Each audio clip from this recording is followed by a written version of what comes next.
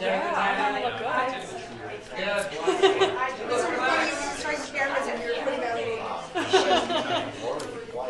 Timing was purely coincidental. And they're not like.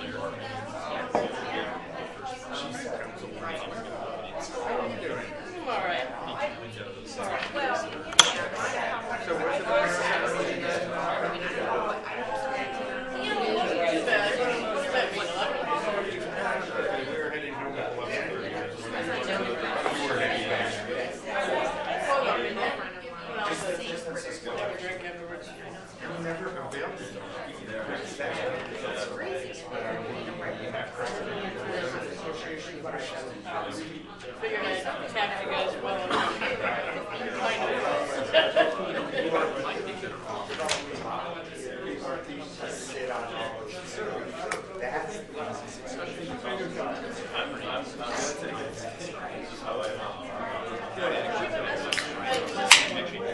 No, I haven't actually checked it in like a day.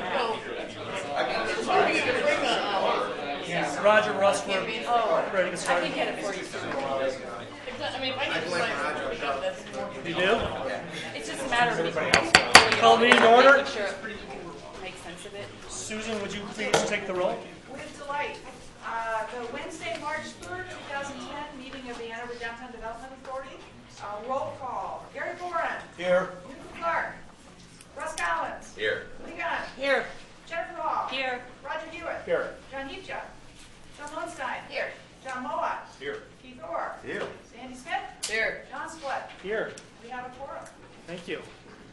First item on the agenda, audience participation. We have no one signed up at this point. Is there anyone in the audience who would like to address the board for 4 minutes?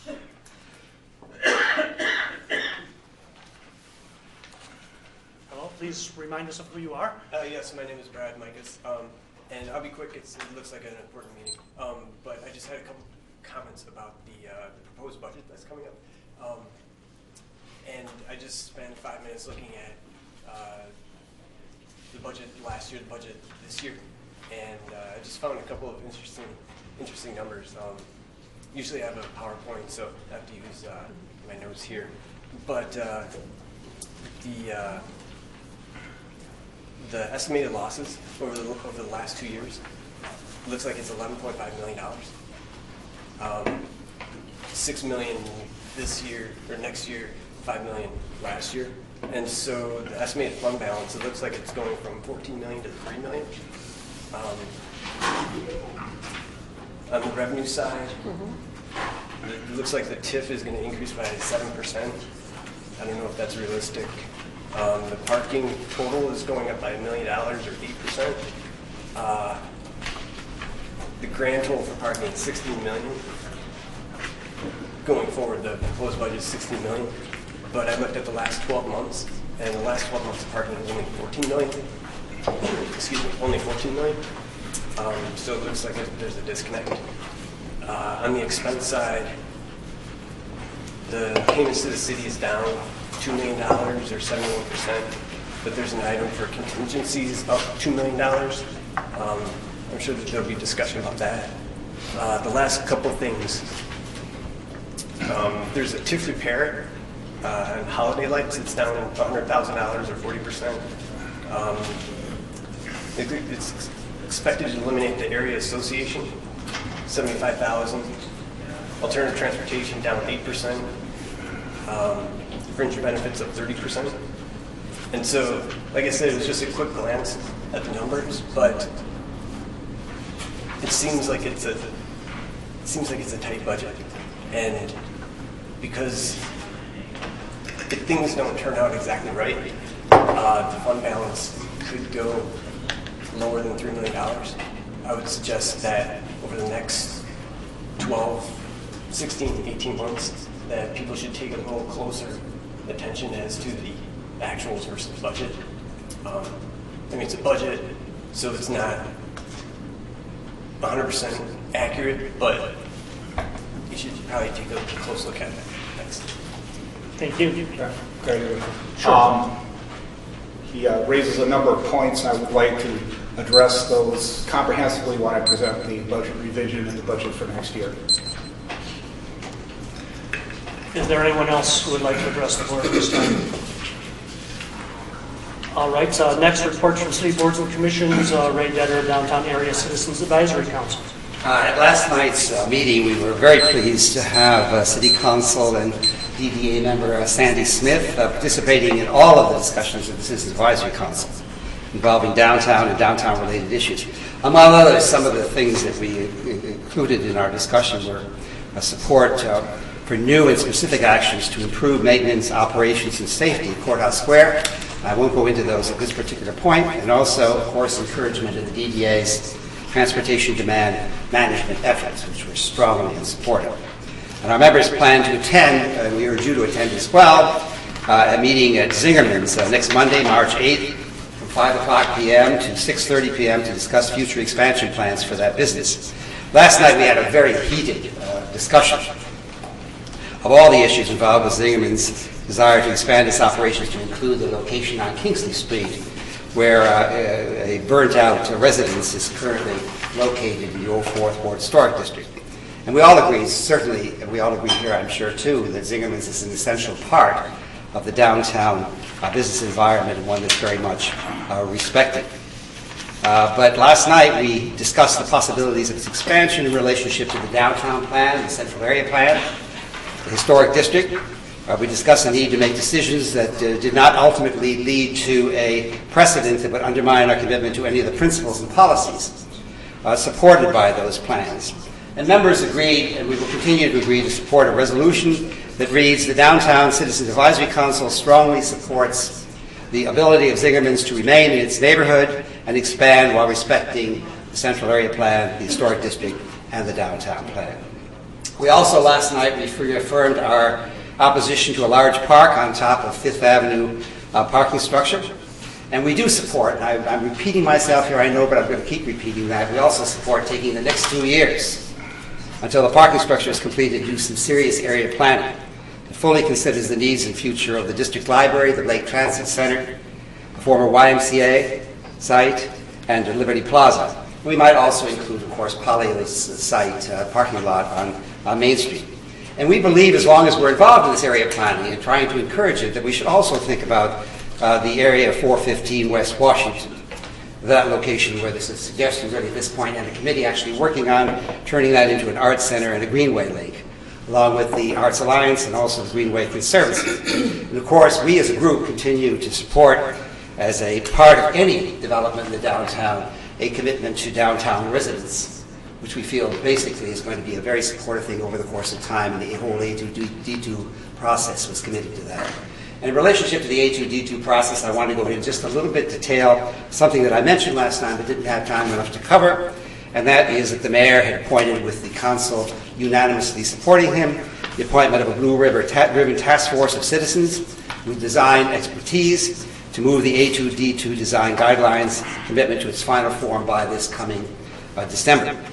And it's really a great group. It will be led by Marcia Higgins and Wendy Ramsey, with legal staff support from Kevin McDowell.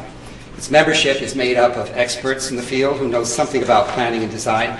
Kirk Westfall from the Planning Commission, architects Tamara Burns and also Dick Mitchell, developer Bill Kinley, urban planner and architect Norman Tyler, and designer Peter Pollock.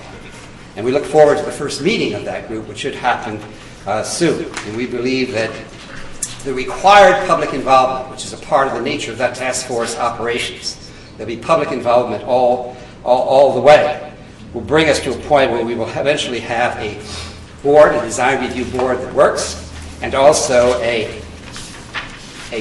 compliance to a process of going before a design review board, while at the same time we'll have a voluntary compliance system.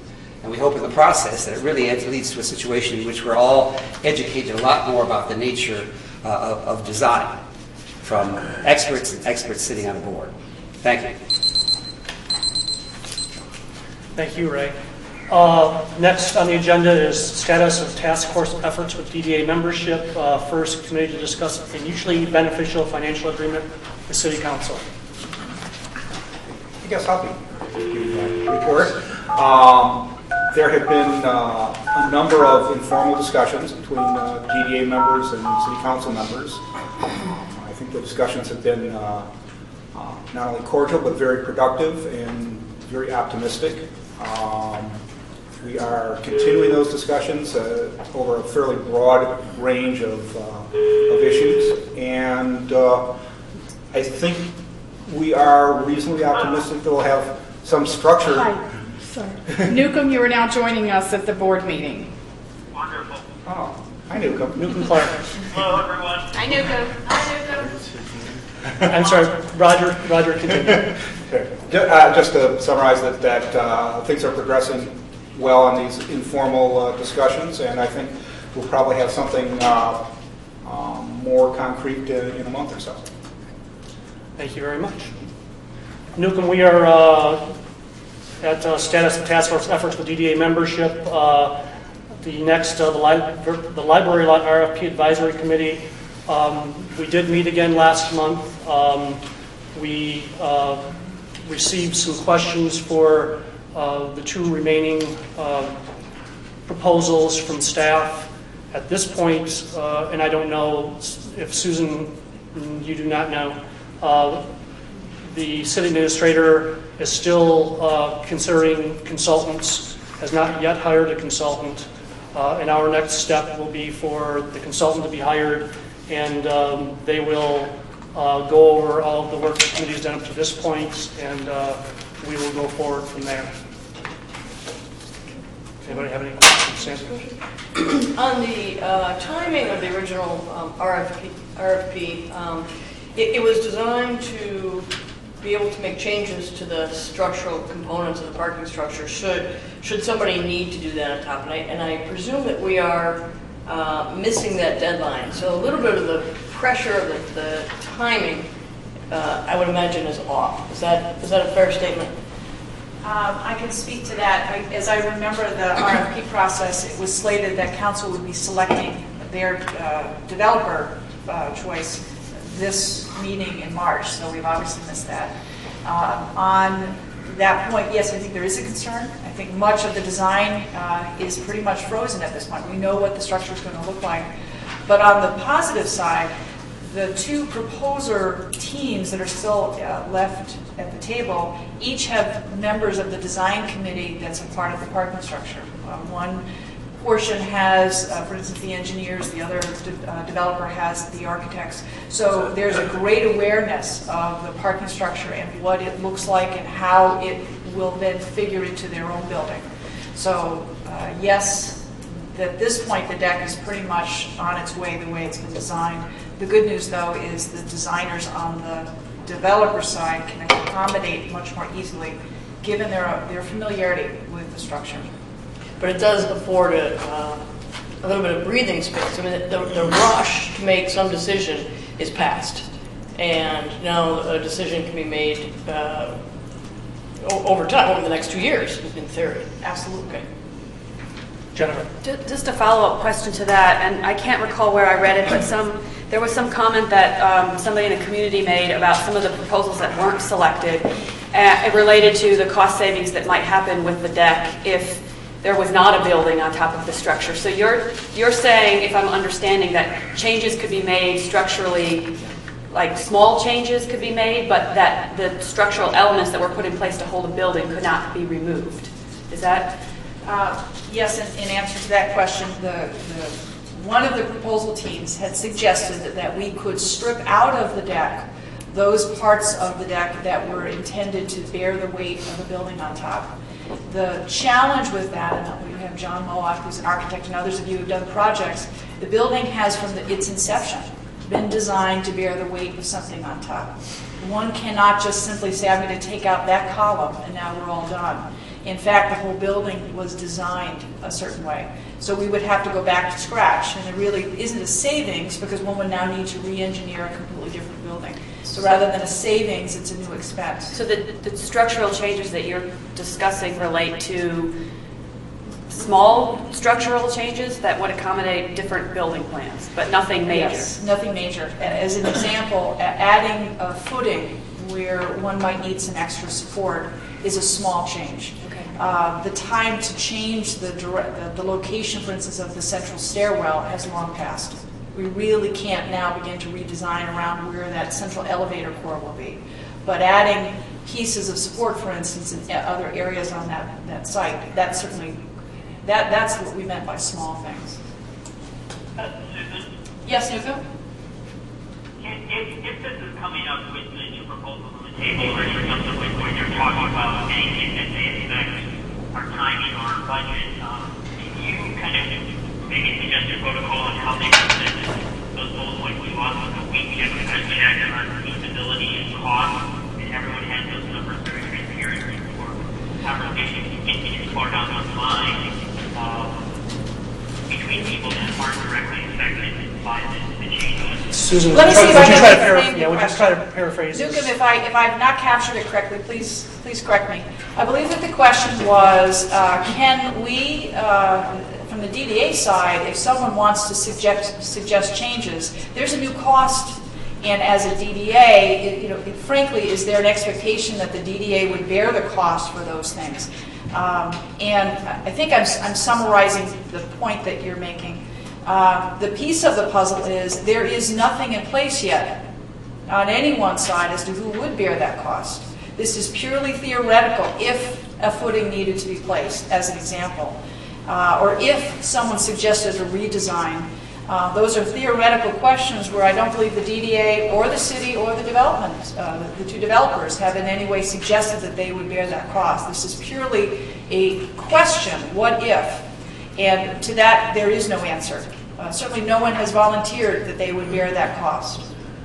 Well, I think we as an organization have already put the resolution forward to spend money on hiring a consultant for feasibility, and I think along those lines, watching these points of potentially very costly conversations of abstraction, I think it's worth someone coming to the table to at least do some feasibility, not on every little, what if, but I just don't want to get a ball too far down the field without someone misassuming or miscommunicating who would be responsible for anything that may affect the plan that's on the table and the whole that's being done. Everyone's nodding their head, Newcomb. Okay. Are there any other questions? Approval of minutes of our February 3rd, 2010 regular board meeting, moved by I will Lee, move approval. seconded by Sandy. Are there any changes to the minutes?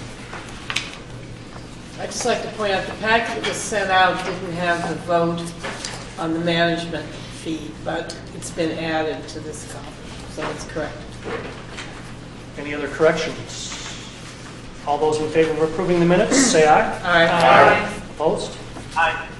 The minutes are approved. Yes, he is. Subcommittee reports. First, we have Operations Committee. Roger Hewitt, could you hold it to an hour? Going for my record today, John, longest committee report. We do have a lengthy report, and I will try to be as brief as possible. If you will turn to page 6, we'll just give you the parking numbers for January 2010 versus January 2009. And if we jump to the increases and decreases, essentially revenues are up 3.7%, and hourly patrons up about 10%. Actual spaces are down nearly 200, primarily because of the closure of the Fifth Avenue lot for the construction of the new parking structure. Should also point out that these numbers are based on one less business day this year than they were a year ago. So demand continues to be very strong in this parking structure, and our revenues continue to be very strong. So, all very encouraging. Yeah. Just another question, as I'm just kind of keep trying to wrap my head around these numbers. Are the permit holder, is the revenue related to permit holders increasing, decreasing, holding steady? The revenue for permit, we have essentially a approximately fixed number of permit holders with a waiting list. So as some drop off, we add new ones in. We could certainly sell more permits than we currently have out, but we leave the space open for hourly things. So yes, that without looking in here, that number holds fairly stable other than rate increases. Again, if we wanted to increase it, we certainly could. Okay, any other questions concerning the parking numbers? Okay. Next on page 7, this is a memorandum from Joe Morehouse. The DDA and the city jointly submitted a grant proposal to the state of Michigan for LED lighting upgrade. The grant proposal was accepted, and the DDA's part of that is that we will be placing LED lighting in the lower levels of the 4th and Washington parking structure. Those are the parts that are primarily underground or predominantly underground. The estimated cost is about $29,000, of which 90% will come from the state. The balance of the cost plus the installation will come from the DDA budget. We're not quite sure what the total amount will be. Approximately $5,000, $5,000 to $6,000 of DDA costs. However, the payback with LED lighting should also be in that range. So we're looking at a payback on this of about approximately 1 year through energy savings. When the businesses have been doing this through the Energy Savings Grant program, the DTE has offered rebates as well based on some of this work. Is that being investigated at all? I will check with the energy office in the city and see what that is. If that's possible, great. All right. Moving along. So yay. Yes, absolutely. They're going to, and the city. But the minutes reflect yay. Next, on page 8, we have done a little informal survey of the e-park station after we did a few changes to the screen to try and make it a little both quicker and user-friendly. The last page of that did not get handed out, so I'd like to pass this around. This is the final page. The parts that I would, without going through the whole survey, I should first say this is not a scientific survey. It involved 95 people that were surveyed on the street while they were using the e-park station. So although not scientific, it's a pretty good size sample. And the results are pretty overwhelming. I think if you look at first question 3, for a little summary on page 9, combined percentage of those who found the following features excellent or satisfactory: directions of the parking station, 63%, proximity to the parking, 88%, speed of transaction, 63%, instruction, 74%, size of display, 85%, screen visibility, about 84%. These are overwhelming numbers in almost any survey of a very positive response to the new equipment that we've installed. And the page that we just handed out, if you look on question 5, the combined percentages of those who found the following very useful or useful: 90% being able to pay by credit card, 92% by coin, ad time 81%. The only thing that was not overwhelmingly popular was the option to pay by cell phone, although demographically that might switch.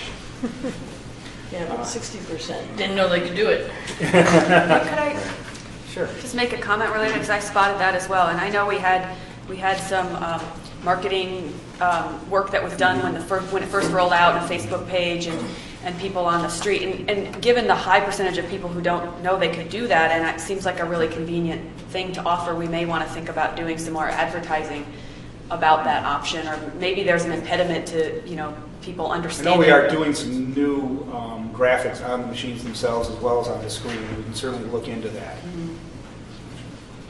And just last to summarize, question 6 gives As a the... business operator, I know that if there is a way to pay for something, people usually find that out for themselves, especially if it's to their benefit. So. Overall, how easy to use the parking station, e-park stations, and 90% said between somewhat easy and very easy. So I think we can compliment staff and Republic Parking for putting in a whole new set of technology that has been pretty overwhelmingly embraced by the community. And compliments to everybody.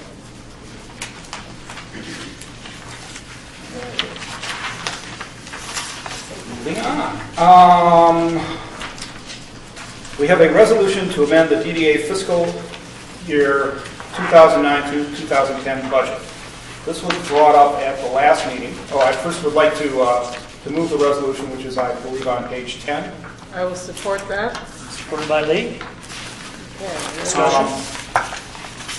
When we were presenting the quarterly financial report last month, there were some questions about the deviations between the actuals and the budget. We had, about a year ago, made the decision to try to incorporate in all resolutions that had any financial impact, either expenses or additional revenue, to include in the resolution a resolve to amend the budget according to that resolution. We got a little behind away from that with all the changes of the parking structure and this being the last year or so being a very unusual year with the large construction projects starting to come into play. But we have now show on page 11 a revised budget that takes into account essentially all the DDA resolutions that have had a financial impact, everything we know as far as the changes in finances for this budget year. So this reflects our best estimate of where we believe we will be at the end of this fiscal year on June 30th. To address a few of the issues, there is a significant budget deficit, and there will be in the upcoming budget also. As you know, we've had very large fund balances for a number of years. We have, as everyone also knows, undertaken two major projects, the underground parking structure, 5th Avenue parking structure, and the 5th Division pedestrian improvements. To pay for those, we have sold a bond of about, I believe, a $50 million bond that the city has sold for us.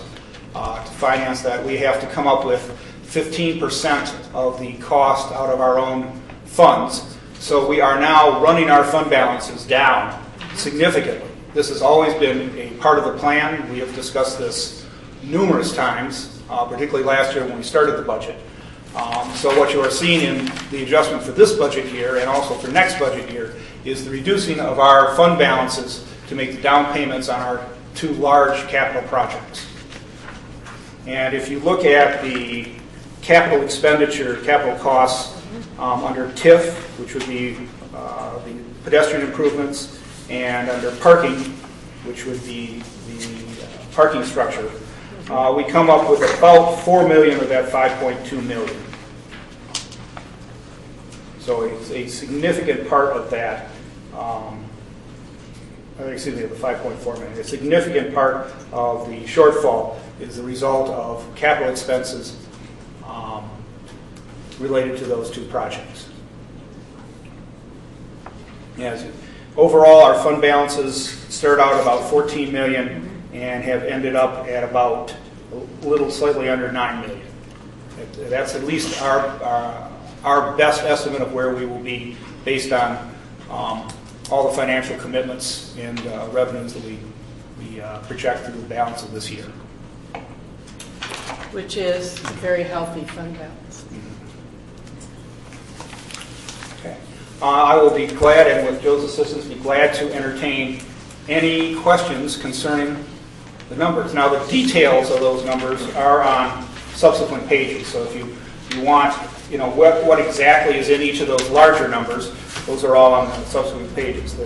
The columns, of course, are arranged by our four various funds, with the column on the right being combining all our funds, so we look at an overall view of what the DDA looks like. Jennifer, you have the first question? I'm seeing that there's a couple of things, and I'm trying to find the detail, but I couldn't locate it. The interest payment on the old Y lot is now 0. Could you explain why that is now no longer in the budget? I believe what you're referring to is that had originally, did we move that? We moved that? We moved it from the housing. We moved it. Yes, wasn't that moved to the housing fund? From Move housing. housing into TIF. Well, it should be in there. It No, should it went be. to parking by our last committee. Wasn't that where? I think we talked about it. I don't think we actually decided to do that. You moved it to parking. Correct. So we are still paying the interest? Yes, It's it's just moved to approximately, a different... yes, okay. probably 66,000. I think actually we had some extensive discussions about moving that out of TIF and into parking, but there may have been some miscommunication. My understanding was we were going to leave it in TIF for the short run, and then at the next budget, consider moving it into the parking fund. But I think Joe just went ahead and did that, right? It went into parking rents. Okay, we can correct that, but so. Okay, but it's still there. That's It's my still- only yeah. question, is that we're Yes. still paying Yes, it. absolutely. My next question is related to the cost transfers to bond funds. So if I'm reading the statement correctly, we actually incurred the expense in our TIF fund. For example, architect and engineering, I'm on page 12. It was $4,305,000. And then the bond fund then paid back the TIF fund? Or Yeah, yes, it was just reallocated? I mean, Yeah, what we did as we were starting up these projects, we incurred a lot of engineering and architectural fees, very large amounts, as well as a lot of pre-construction work. We've paid those with those out of our cash funds. We are then now taking draws on the bond to reimburse ourselves for those payments with the idea, and again, correct me if I'm wrong, Joe, but I believe what we are trying to do is keep all the payments related to those projects, so our cash payment is 15% of whatever we've spent. So there are some transfers from the bond fund back into our regular funds to bring that from 100% down to 15% Okay. of what we've actually spent. Is that clear? thank you. Sure. Am I saying that correctly, Joe? So then the adjusted, I think it's clear, the adjusted budget amount at 50,000 represents 15% of, that would be the keeping 15% paid out of cash. And then is this TIF fund, my understanding when we approved the budget for the structure was that the TIF fund would be paid back. We were borrowing from TIF Yes. to pay. So this 50,000 that's here is related to TIF expenditures, or that would be paid back out of the parking fund at some future date when the revenue starts coming in? This is related strictly to the 5th Division. This is 5th and Division. Parts of the, Okay. Of the underground structure, the pedestrian improvements, and the future development costs that were attributed to the TIF fund. So the TIF fund that loaned the cash up front is being paid back by the bond? That's all, so the remaining expense here is related to 5th and Division. Okay. And I have one last question. This is on page 11. I can't find it on the detail. It's related to the contingency in this 09-10 budget. And it's at 0. I remember it being, I couldn't find it on the detail to remember what we had put in it. That was a $2 million contingency when we passed the budget. No, that was the second year. That's the 10 budget. Yeah. This year, it's So- still the last of the parking agreement. So we That's add, so, okay, So there that's was what no I thought. contingency. So the city payments at 2.7 million on page, so that's the 2 million for the existing parking agreement. When we did our 2-year budget last year, we had added this contingency line For this for this upcoming. next year. Upcoming, Okay, yes. Yeah, and that 2.7 is 2 million under the parking agreement, the 780,000 is street maintenance fund. okay. Was part of the original agreement. Thank you. Russ? Two things. One is that there appears to be an error in the approved 2910 DDA budget column on page 12 under architect and engineering fees. I think that should be $50,000 instead of $1.641 million.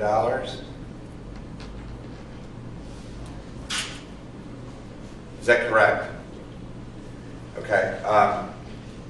So just so the viewers know who don't have the option of seeing this, the variance in the budget between what was originally passed and what is proposed being passed is approximately $12,000. On an almost $5 million budget, that is an incremental change. And then what Jennifer was just talking about were funds that have been expended but will be reimbursed. And I'm wondering why those aren't listed as an accounts receivable on the balance sheet instead of being listed as an expense item, since it's essentially funds in transition.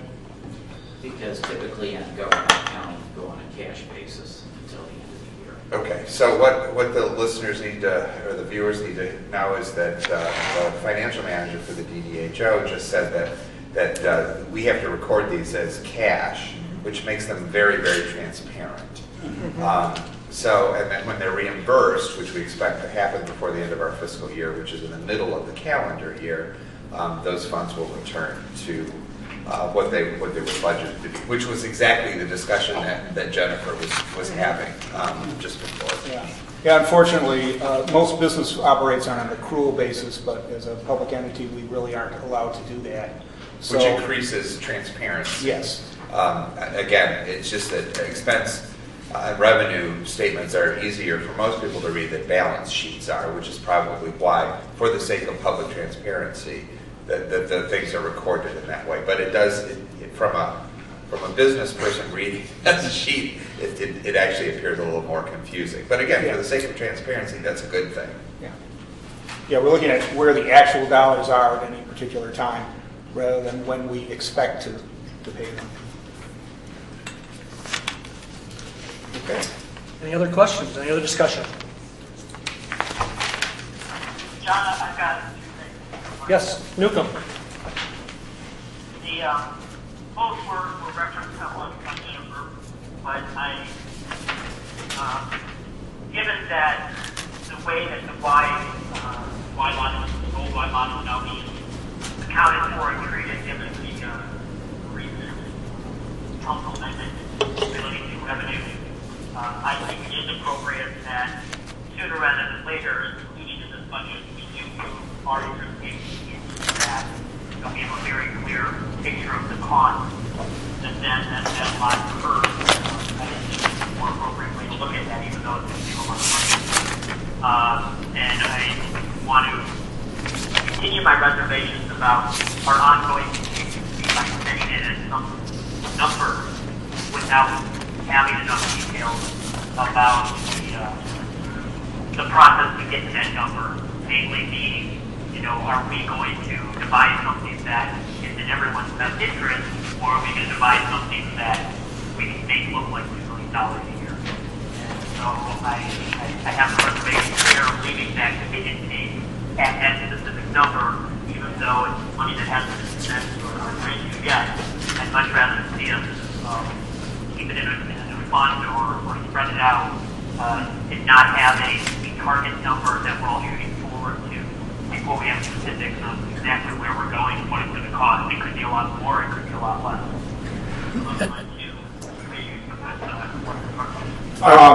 Go ahead, Roger.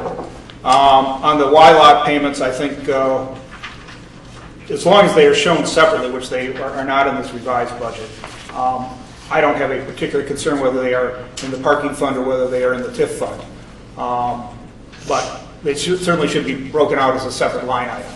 On the second, you were talking about contingency there. That I think you're probably referring to what the proposed budget that we're going to visit next is in it. This is still the 2009-2010 budget, which does not have that contingency in it. So that's probably inappropriate. That's definitely a question we're going to have some discussion about when we get to the proposed upcoming budget. So yes, the line item, the interest payment for the Y lot, I'd like to move it to the parking. So it's more clear to everyone just what that line is on and what that line is producing. We can discuss that operations, and if there's consensus on operations, we can bring a resolution to the board to move that over because currently the board resolution that moves it from housing into the TIF fund.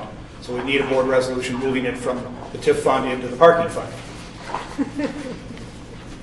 I'm not particularly concerned as long as it shows up as a separate line item so everyone's clear where that cost is in there. And I guess that would be my question, is approving this revised budget with it where it is, moves it? I would guess that it does. Then actually, since we don't have a resolution, we should take 66,000 and change out of parking and put it onto that line item. So this will go back under TIF where it currently says 0. 66,000 will move into that.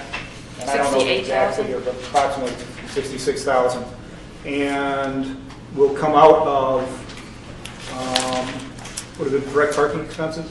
Or Parking facility rent. parking facility rent. Do we need a second for that correction? I think that's a friendly amendment. Yes, it's And I would accepted as a accept friendly it as amendment. such. Wait, are we friendly amending it back to where it was? Yes, at this point, we're friendly amending it back to where it was in TIF. And Back, we have to bring a new resolution. we'd have to bring a new resolution to move it somewhere other than TIF. Okay. Further discussion? All those in favor of adopting the resolution to approve the revised budget? Aye. Aye. Opposed? The resolution's adopted. Okay, moving along.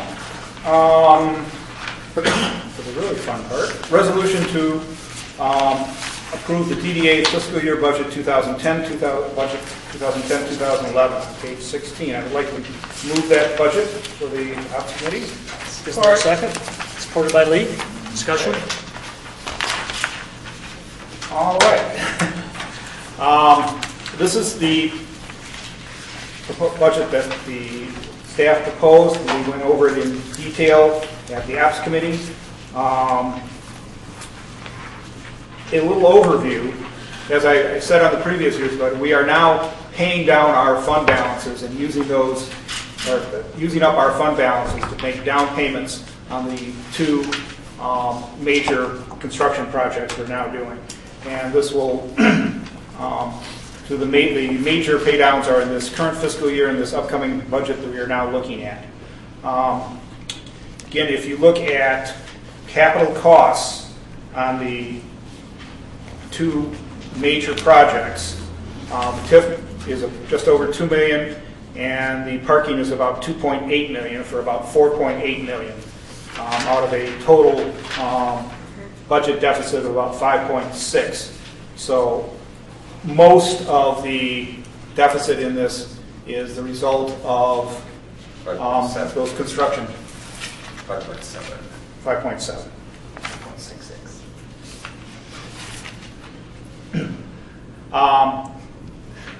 There is the number on TIF. There was a question of what that is. That is from the city, correct? Correct. That's a number the city has given us is what they estimate our TIF capture will be. The parking has gone up, increased from the approximately 15 million total parking revenue under the last year's budget up to 16 million, approximately 16 million this year. That again is the result of a rate increase that will go into effect on July 1st that has already been approved by the board, sent to City Council, and City Council has allowed it to go into effect. That went into effect about a year and a half ago. And it's a three increases spread over a 3-year period, 3 consecutive increases. So that would be the second of the 3 increases.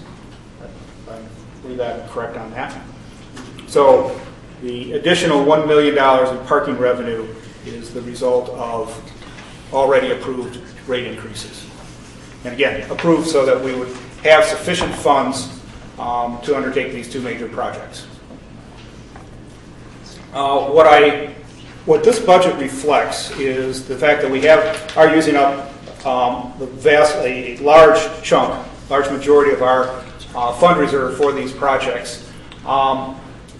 because we're have to come up with a significant amount of cash, as well as fund these bonds, we put these rate increases into effect. We will have a period of about 3 years where we are going to have very low fund balances. By low, I mean in the approximately $2.5 million range. That is the upcoming fiscal year and the 2 fiscal years after that. After that, our rate increases have gone into effect and the new parking structures come online and our revenues start increasing and we start building up fund balances again. And I'm looking at a revised 10-year plan. I don't know if you have it, but essentially we're looking at fund balances without excluding the housing fund of about $2.3 million this upcoming fiscal year, 2010-11, about 2.2 in 11 and 12, and about 1.9 in 12 and 13. These again are projected fund balances, not counting the housing fund. After that time, in 2013-14, our projected fund balance goes up to about 3.7 million. After that, about 5.6 million, and continues to increase very steadily. Again, these are projections based on what the best information we have right now. Historically, we've received copies of the 10-year plan along with the graphs. None of that was included in our packages. Can we get copies of those? I don't have the graphs myself. For the purposes of today's meeting, do you want the full 10-year plan, or would you like the graph? Would that, The graph? like a summary page in the graph, would that be helpful to you? The summary page? Yeah, This is the summary. Yep, and the assumption page. Sure. To continue, all those documents are being produced. There are some things that we are proposing to cut back on, given the relative tightness of our fund balances for the next 3 years. We are proposing first that for this budget year and potentially the next 2, that our transfers to the housing fund be $100,000 a year rather than $200,000 a year, and that those balances be made up following this 3-year period. Our housing fund balance is estimated to be at the end of this fiscal year, even with a $100,000 transfer, about $1.3 million. We have traditionally been putting money in this fund at a much greater rate than we've been able to find places to use it. So we're saying that although this again is a budget and can be modified and changed should things come up, we're proposing that we reduce that amount in the very short term and then make it up as time goes on. And as our speaker at the beginning discussed, it's our way of being prudent with the funds. Yes. These are exactly issues that we're trying to be prudent with funds, not stacking up money that we do not have any real idea on how to spend, and also cutting back on some discretionary things that I will also get into. I guess I would object to that because there's no mechanism to make sure that it goes back in without a separate resolution that says this is what you're going to do, and then we're going to restore the funding. We actually have most of that money is encumbered in different ways, although not spent in the fund. And the fund balance, the unencumbered fund balance, is only about $200,000. And I know that we've not had. It's been difficult for us to find ways to spend it, but I also think that it's important when everybody else is cutting back that we take this nominal amount and restore it in the budget. We can always restore it if we have a project we want to spend it on. We just do it by resolution. But at this point, I mean, Roger described at the Operations Committee that this next couple of years we're on a diet in terms of spending discretionary income. So I think it's up to the board that we can if someone brings a proposal to us, we can at that time decide. But for our budgetary purposes, I'd like to see it stay the way it is. And I should mention that the encumbered, there is, if I'm not mistaken, approximately $400,000 is committed to affordable housing at the First and Washington project that, at least at this point, there is no clear indication when that project will start, let alone when it will be completed. And we would not be paying that money out until it's completed. So probably by the time that, very likely by the time that $400,000 is requested, we will be past this tight period. Hey, Roger? Yes. Does the city have a date or a time on when they expect their side of that agreement to go? Are we matching up any their best estimate? We are not in control of that agreement. Our part of it, besides the affordable housing, is to pay for an approximately 250 space parking structure that will be built on the bottom floors of that project. And we would pay that money out, and I believe it's a total of $9 million. We would pay out upon certificate of occupancy of that project. But that is a council matter, and council, I believe, has given the developer an extension, and I'm not quite sure where. I haven't heard any activity on that for some months now. But no, we have no. Yeah, I know. I just don't want to push something into 2015 that everyone else is planning on 2012. Yeah. What we have done with that project is we have assumed that for budgeting purposes, that money would be needed 2.5 years from now. Assuming that if it started up immediately, by the time all the approvals, construction drawings, building permits were issued, and the building was built, it would take approximately at least 2.5 years from this point. I see John Mowat nodding his head, so I take that that's a safe assumption. So that's what we've done for this budget, is assume that project will be funded 2.5 years from now. It could well be farther out. And quite frankly, since it is a significant project, including a significant amount of cash, if that project is pushed out farther than 2.5 years, it will certainly positively affect our fund balances. And then those estimates are which we'll have to redone for construction. Pardon me? Those estimates would have to be, tweaked anyway, depending on the state of construction costs and materials costs anyway. No, I believe we are committed to a fixed dollar amount, not what their actual costs are. $9 million. Okay. I don't know, Roger, how you want to go through the budget, like one item by one item, or do you want to go through the whole list of cuts and then have us comment on them? That was my intention. That was going to be my question. So I didn't get past the first one. I wanted to go back to what Sandy, but if you want to just give us the whole list of Sure, cuts, and and then we can. there are some major ones. If we're looking down under TIF, under grants, we have completing the first phase of the energy grants. We're proposing we delay the second phase of the energy grants for the coming year. We have eliminated association grants for the upcoming year. We are limiting the number of people that we send to the IDA conference. What else am I missing, Gil? The housing fund we just talked about. We're reducing that transfer. Is there anything else that we are proposing delaying? I think that's the list. Delaying phase 2 of the energy grants, eliminating the association grants, reducing the number of people that we send to the IDA conference. Where's the IDA expense on which line item is that? Administrative. Where?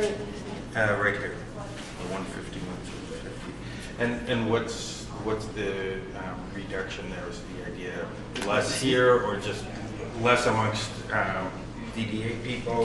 We traditionally send a lot of other people. We've traditionally sent more than just DDA people. Right. I think the proposal is we just send DDA board members. And I believe that's limited to 5. The ID, it's administrative. Is it in the TIF detail? It would be in the TIF, yes, administrative expense. Oh. 151. Under travel or something? Oh, in that, it would be under... Conferences and trainings. Yeah.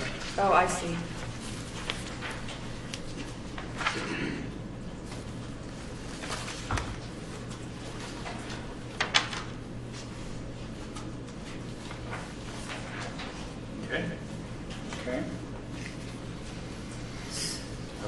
There is one other line item. Are there any questions about the other proposed reductions? So that's all of the ones that you're proposing. Yes, I think that's the list. For a combined, it's a combined 350,000, if I, it's 250,000 eliminating the phase 2 of energy grants, 75,000 for the area association grants, 15,000 for travel, and 100,000 from the housing fund. Correct. Yeah, I believe that is the list. When we approved the budget for the parking structure, were these expenses assumed to be, we had a list of assumptions of things that would remain constant. And were these things in there, or have these been added since that budget? I believe they have been added since that budget was initially. Even the housing? Yeah, I believe that is a new proposal, not in the original. The 200,000 per year for housing is new? I thought that No, was the 100, reducing it from two. No, I'm not talking about the reductions. I'm talking about the funding level. So this 350,000, when the parking structure budget was approved, was it assumed that this 350,000 was in the expenses? The 200,000 has been there for longer than that. 200. But we also had the 415 West Washington revenues in that we're now sending over to the city. We also had 50 million revenues in that we're now sending over. Well, but I think that's answering your question.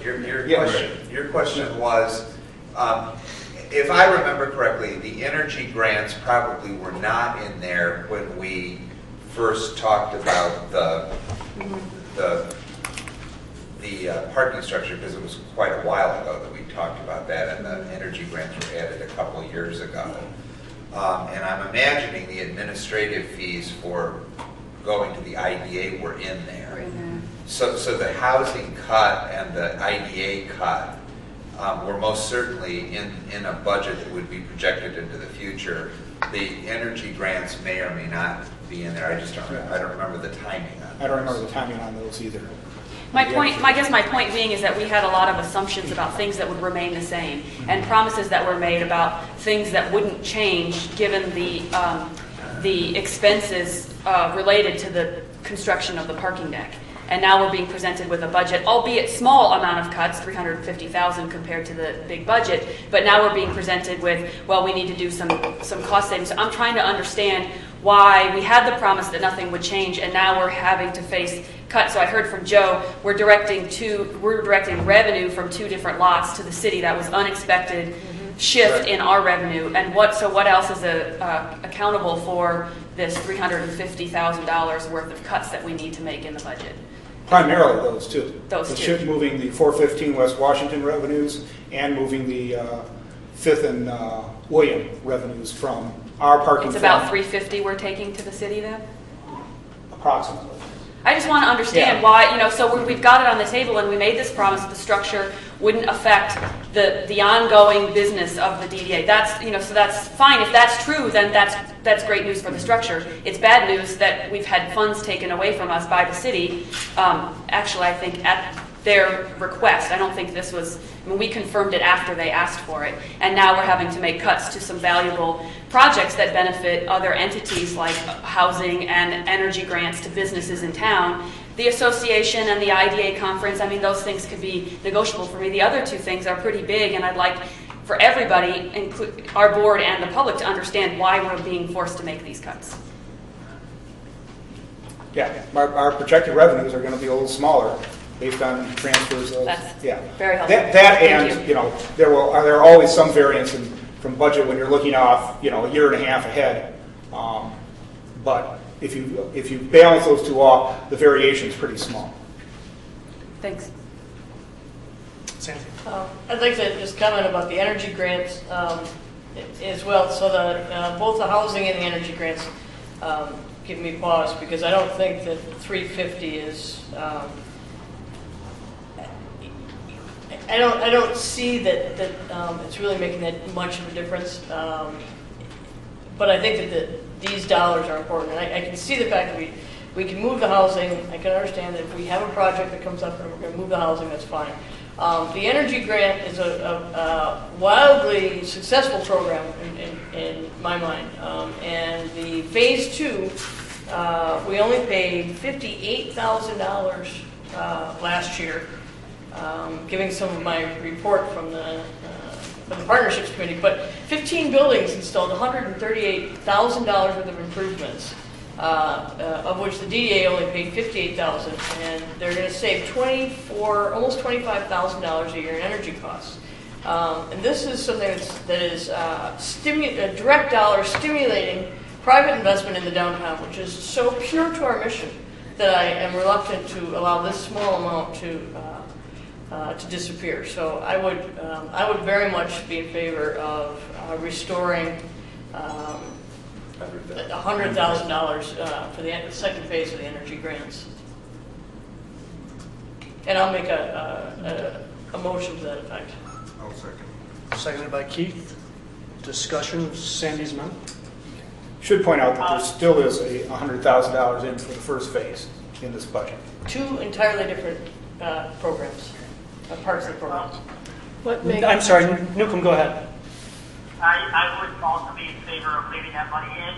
I also, am reluctant on the grant for the association. Full disclosure, I'm no longer the president or board member of the association, but we saw with the window display grant and the other grants how much benefit it had. We had Laura and people from Town come in and say that was a great move to the business to slow time.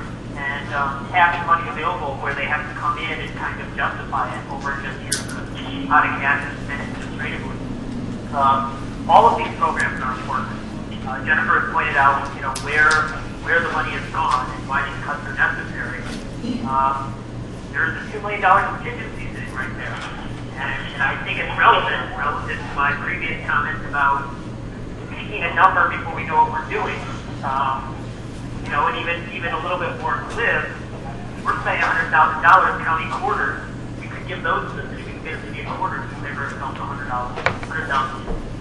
So it all fits together that we are now making cuts on things that we do believe are successful, that are proven out to be successful.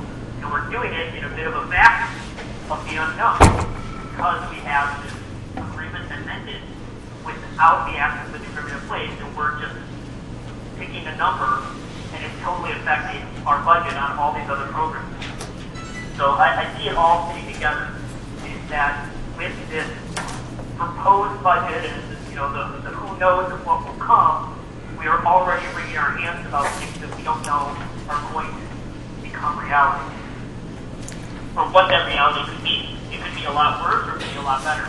And I think having that number outside of all of this is putting pressure on everything. Let's bring it in the fold or let's leave it out until it's time to be discussed. Starting to appreciate the physical cues that come along with somebody being done talking. John, and remember, we're talking about the amendment at this point. Sandy's.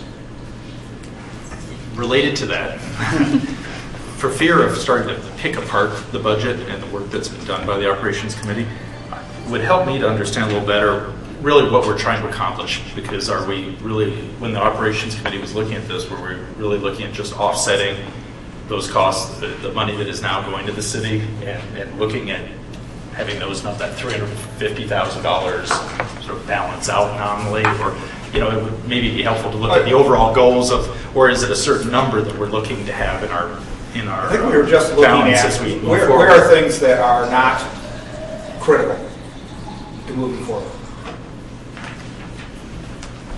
Lee? Also keeping a necessary balance in our fund. Yes. Right. Certain level. Yeah, the city was very specific about us keeping a certain percentage of our total operating costs as a fund balance. So we are trying to... that's what I would assume would be the key issue, really, that we're looking at. Yes, we are trying to keep our fund balance at a certain level. And is it fair to say that you explored as you looked at the overall budget, other things to cut, rather than our nitpicking in too much? I just want to make sure that there aren't other things that you want to consider or other approaches to take. I'm just Keith? I guess that brings up, I had another comment, but that does bring up the question of if, does that 100,000 affect it to the point that it would go below the fund balances that we have to hold? Not certain if there's an immediate answer to that question or not. It'd be real close to the It would be very wanted to keep of 5%. Because I agree with Sandy that this is so much about the core mission of what we do. And I, like Newcomb, I am associated with one of the area associations and still am. So probably have to recuse myself on that, but I do agree that maybe a smaller amount instead of 75,000, half that. And maybe even the energy grants, instead of 100,000, we have 80,000, something along those lines. But I do believe that both of those things really are important to why we're here. I'm sorry, Lee, did you still want the floor? And again, everybody remember that we are still talking about Sandy's. Speaking of Sandy's amendment and fund balances, we need to remember that we still have $9.4 million that is sitting there and is not going to be spent for a very long time. $400,000 in the housing fund for Village Green and $9 million for a parking structure for Village Green. And even though it may be encumbered, it's still there. And so maybe these small expenses don't make that much difference. I don't know. I want to hear from Roger on that. Well, I don't think I can comment on when Village Green is going to start their construction. We looked at that and we made the estimate that 2.5 years was the earliest we could. We would be required to pay that money, adjusted the budget according to that. We could make other assumptions, but in theory, tomorrow they could announce they're going full blast, and we would be committed to doing that. So I think it is prudent at this point to keep that money in there.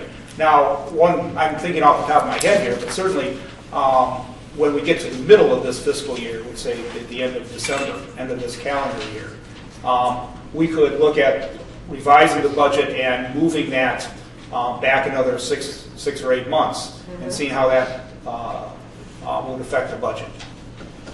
So that might be a way to address these concerns and still keep our fund balances where we think they need to be. Russ? I have to state 100% support to my partnership's co-chair. Actually, from a practical standpoint, that I think we could make good use of that money. But from a procedural standpoint, that the partnerships committee was never consulted about the elimination of those funds that I remember. So I think that that's a problem. It's terrible to be surprised, and that's a surprise. All things considered, from the bottom line standpoint, adding another $100,000 to the deficit number is, given the numbers that we're talking about, is not extremely imprudent. When you're dealing with negative numbers, I do believe, however, Lee, that pretending like that $9 million might not be spent is imprudent. I mean, if the money's been promised, then we have to... I'm thinking about pushing it back. I understand that if the money's been promised, then we have to do that, because that's how you back yourself into trouble. But it's also imprudent for one committee to make essentially a policy decision for another committee. And I think that that's what's happened here, especially with the elimination of it. A reduction of it is less of a policy impact and more of a budget impact, but this crosses the line into a policy impact. So I suggest that we either vote on this and approve it, or then I would suggest that we don't do that. Maybe we pull the budget off the table and revisit it next month. Jennifer? Well, I mean, I support the idea of putting all the funds back, really, that were removed.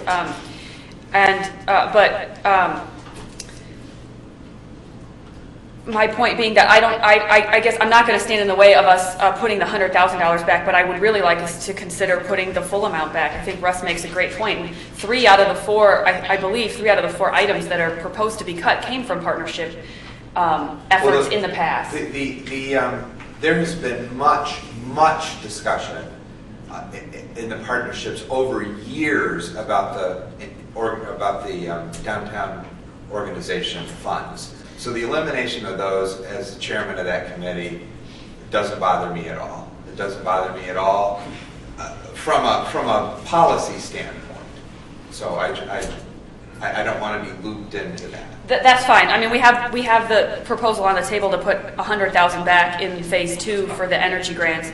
I'm just saying that I'm supportive of that, but I would be even more supportive of seeing the full amount restored. So, I mean, I will support the amendment, but then I would like us to consider restoring, as people have mentioned around the table, restoring all of these cuts back to their levels and addressing the issue of the $350,000 in red going from the 2 lots to the city in some other manner.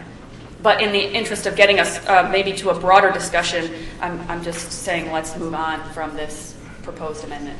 Are you calling the question? Sandy. John has been waiting. I'm sorry, John. Well, I think many of us could support restoring funds, but I think it's key that we understand what the fund balance needs to be moving forward. To me, they're directly correlated. And I don't know that we have a number. And that's really what I was asking, if we really know what we have to maintain for that fund balance or not.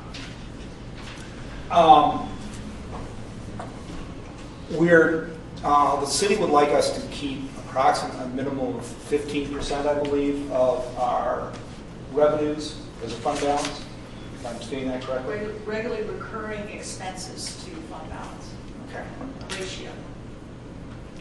And that's, that is what Joe's been attempting to do, is get that ratio, keep that ratio at 15% during the leanest times.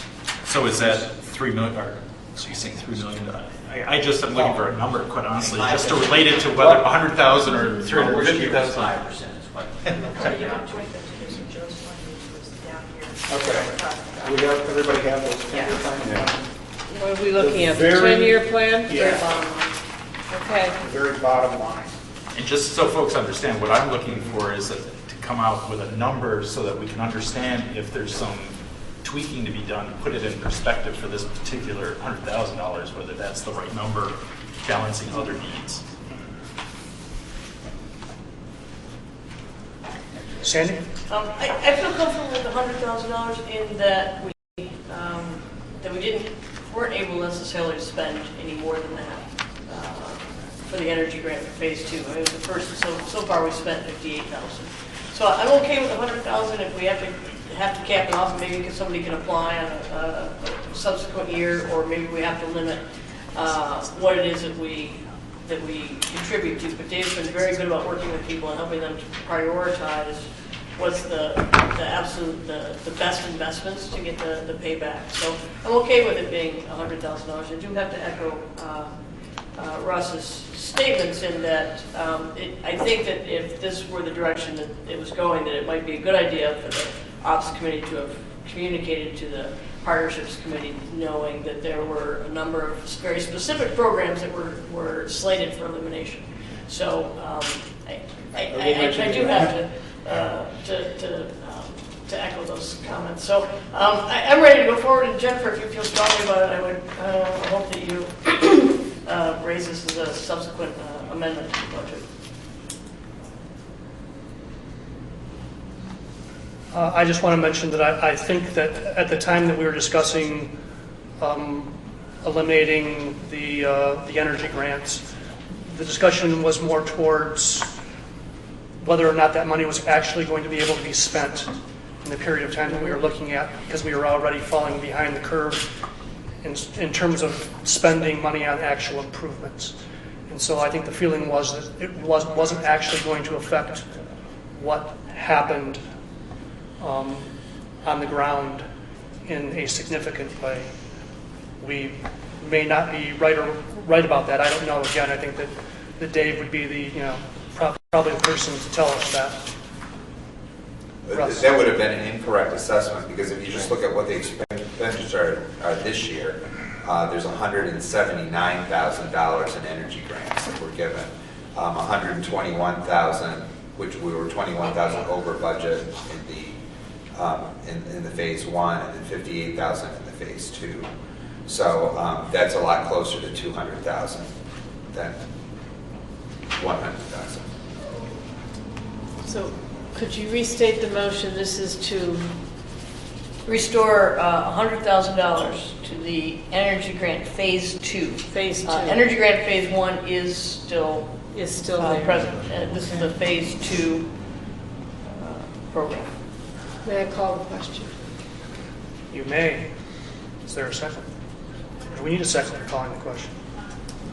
Second. We have one. You can vote on calling the question. All those in favor of calling the question, say aye. Aye. Certainly sounds like 2/3 to me. All right. Calling the question on the amendment. All those in favor? Aye. Opposed? No. No. We have 2 noes. Continuing on with the discussion of the budget. Jennifer. I want to bring us back to the broader discussion about the cuts and how else we may be able to accommodate putting these 4 programs back into the budget. But first, I want to point out that, Roger, when you had said that the $100,000 reduction in the housing fund would be paid out back several years from now, I'm not seeing that in the 10-year plan. I'm seeing a dip in 2010-11 to 100,000, and then it goes back up to 200,000 the next year, and then continues at 200,000 for subsequent years. So there's no repaying of that amount, and there's no. I thought it was certainly my intention that they would have been. We did receive all these numbers and the budget from staff last week, and quite frankly, we didn't have time to go through and rework the entire 10-year plan based on our discussions. Okay, that's fair. I mean, I don't want to have my comments at all minimize the effort that the committee has put into working out the budget, and especially just the focus on a few of these items. There's a much broader picture here that you've all spent your time working on, and I really appreciate that. I would like to propose an amendment, and I'm just going to put it there and see how far we can get with it. Newcomb brought up a very good point, which was the $2 million contingency that we're putting into the budget. Roger, you alluded to it a little bit, I think, in your comments at the beginning of the meeting about the committee to discuss a mutually beneficial financial agreement with the city, and you said your committee has been making some progress. The $2 million contingency is in here. I see that it's in the 10-year plan for, 5 years or so. I don't know what your committee has been discussing as to what the $2 million would be for or how it would be used, but my proposal is that I'd like to put out for an amendment to see if there's any support for, would be to reduce the $2 million contingency to I'm not very good at math, $1,650,000, and take the $350,000 that we're already giving the city for 415 West Washington revenues in the 5th and William lot, and call that part of the money that we're mutually agreeing to benefit their budget, since they're already taking it. And so I don't see why we need to give another. We're already giving $350,000. We're already giving a variety of other support to the city, and then we're putting in a $2 million contingency, which is causing us to question the value of a bunch of programs that other committees have found valuable. So I'd like to see us reduce. My amendment is to reduce the contingency by $350,000 and restore the 4 programs back to the budget. Jennifer, is that for every year beginning? We're just talking about. We're just talking about this fiscal year. This fiscal year. The 10-year plan is not something we vote on. It's simply a tool that we use. Okay, gotcha. Yes. Is there a second for Jennifer's amendment? I second. Seconded by Newcomb. Discussion. Russ? 2 things. One is, because something exists in a budget in the past does not make it valuable or imply that its future is set. Budgets are designed to be built up, cut back, and so a tool that we need to give our staffs and our committees is the ability to cut budgets when necessary. We also had a speaker from the public that admonished us to be conservative and prudent in the way that we use our funds, and I think that is a reasonable request. that we got from the public that we need to respond to. So maintaining funds because they existed in the past is not a rationalization for continuing them in the future. I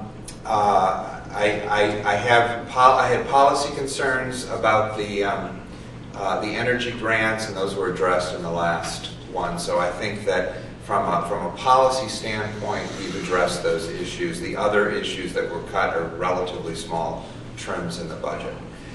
Secondarily, we are in a good faith process with the city where good work has been done in the mutually beneficial committee. And if the board decides to remove the funds that have been allocated, it will weaken our position to address that in an effective way.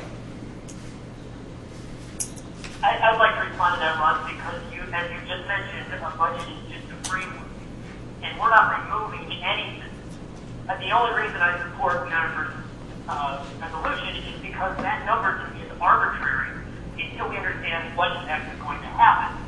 But it is being used as a tool. And so if we're using it as an arbitrary tool to make sure that the money is there for the things we want to do, let's use it.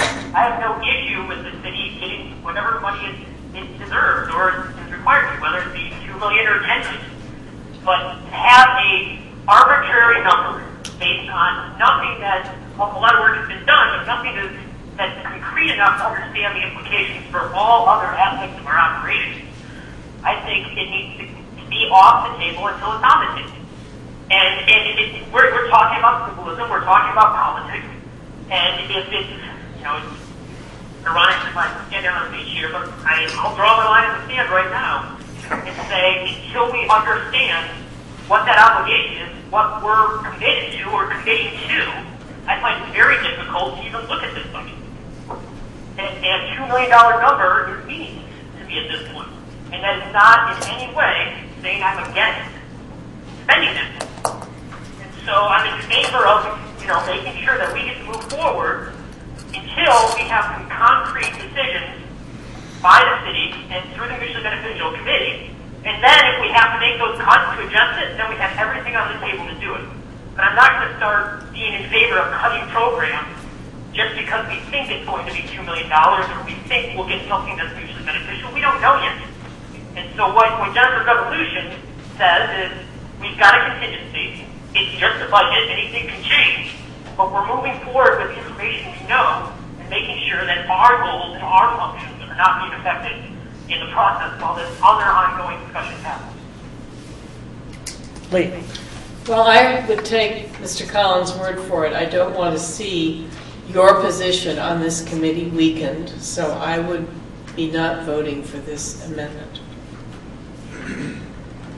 Jennifer. I would like to remind the board that this board had a good faith effort to work with the city to find a mutually beneficial agreement between both bodies to maintain the $2 million payments to the city. We did that long before the city started working on this current budget. We did that, I would say almost a year ago, anticipating that our $2 million contribution and our $2 million agreement with them was set to expire, and that we actually came forward ahead of the city and said, we would like to work with you to find some mutually beneficial way of maintaining this money to your budget. And there was no response. There was a committee after a long period of time, and then the committees, as far as we know, we got no updates in front of this board about what the committees might be talking about or how that might affect our budget. And so, and in the interim, the city had then requested revenues totaling about $350,000 per year, as I now understand, from 2 different lots that were never part of the original agreement, and those monies are being diverted to the city budget. So I don't understand how now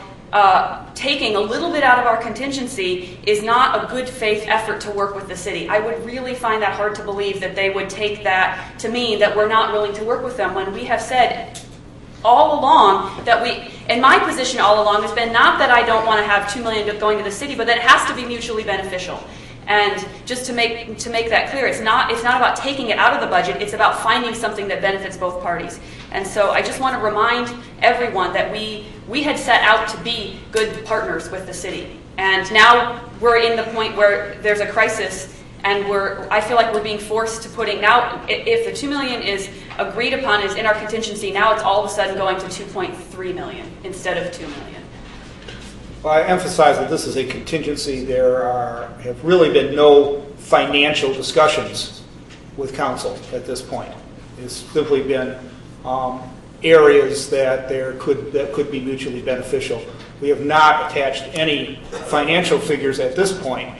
So the contingency is in there because that's what we have been paying the city, and the intention is that that's simply a placeholder until we have something that is a more concrete structure, which we're not at the point we're not at yet. So yes, I think it's a good faith putting that money in at this point as a contingency, not as a commitment. Well, Roger, what if Newcomb, a moment. We have some folks who haven't spoken yet. Yeah. Just to answer what Newcomb raised and what Roger kind of alluded to here also is that $2 million is not an arbitrary amount. The city makes budgets just like we make budgets, and everybody's talking about how the budget is a tool, and we all make budgets the same way, and we have amounts that we budget and amounts that we use as placeholders. The $2 million is not arbitrary. It's an amount that we have been giving the city. It didn't just come out of thin air. So we have known for a long time that the city would request $2 million. I think that $2 million, as long as we're talking about abstracts and budgets, is in a separate pool from the other parking money from the other lots that we also negotiated and have given to the city. That was not part of the same negotiation, not part of the same budget consideration. So I don't think that those ought to be thought of as one whole pool of money. I think they were separate decisions, and decisions were made on a separate basis about those parking monies. So I think we ought to continue to consider that $2 million because we know that's what the city is requesting. That is how we have begun the negotiations, as Russ said, in good faith with the city on this mutually beneficial committee. And so I think that kind of dodging that in midstream would really show that we're trying to play games with them rather than to work out a truly beneficial negotiation. Gary. Yeah, I'm on the committee. I'm very sympathetic with Russ's comment. But I think it hurts us to start cutting back on real programs in order to make room for contingency concepts. And I don't really think, we're talking about $2 million with the city. We're going to go back in meetings with them, and we're still talking about $2 million. And the fact that we have decided to continue our concrete programs that exist, that are working, there are other ways to send a message to the city that we haven't backed off from our negotiating posture, we haven't backed off from what is possible. But I think it's also a nice message to send to the city that we have budget concerns too, and that this is going to take some skin out of us. And so I would support the amendment. Lee. Well, one of the problems I have with the association grants, frankly, I have for years and years have been asking, what do you do with it? Will you please report back to us and tell us? And we haven't heard.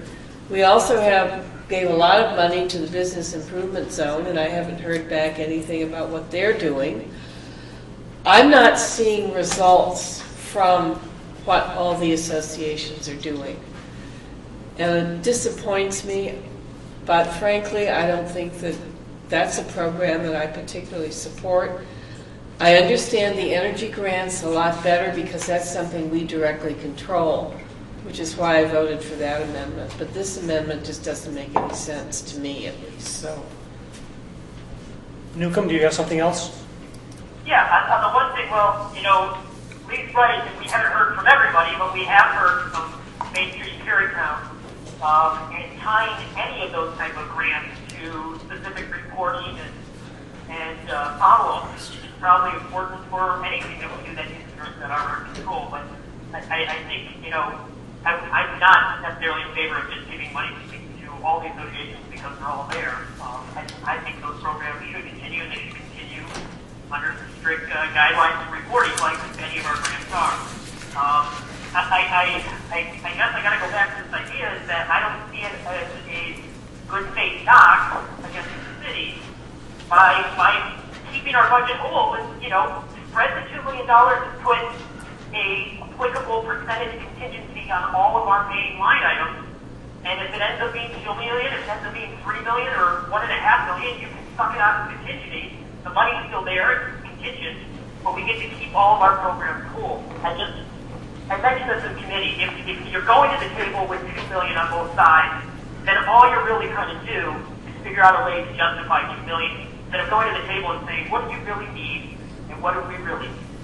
And it's not how you model something to go in for something successful. It's how you gerrymander something.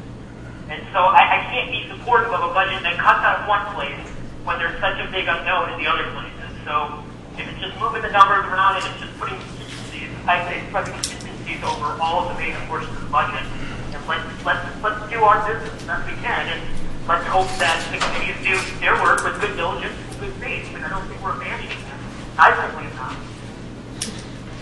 Keith. Yeah, I think a couple of things. One, we keep talking mutually beneficial, but in some respects, I think what we have to be thinking about here is mutual sacrifice, and that what we need to see from our side and their side, these are very tough times, is to figure out, you know, what sacrifices are appropriate at a time when you don't have the money you had before.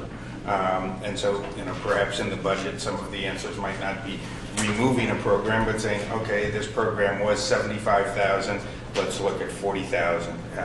That's one reason why I said on the energy grants, you know, maybe we do delay some of those things, and it's not $100,000, $75,000. You know, coming up with ways of doing mutual sacrifice. I do want to take a couple of exceptions on the comments because two area associations I know did come and report, and as far as I know in Carytown's case at least, that all of the monies that we got, we gave backup information as to what was done with it. Here are the receipts, here's the money that was spent, here's the way it was spent. So, you know, I think that we did respond to the fact that that this should be a program that has accountability to it. And we were accountable. Now, being a total of about $12,000, that did not make it to a main committee meeting, but it was something that, you know, staff certainly has followed up. Similarly, the biz, right now they are in the middle of a vote amongst property owners that's being administered by the city. I believe it's this Friday is the deadline, and you know, they could have the biz up and running, the first TIF capture or the first tax capture of it being in this summer's property taxes on Main Street. So, you know, I think those things are happening, and there is some accountability. They are smaller programs, so we don't necessarily talk about it when we have, you know, a $15, $18 million budget.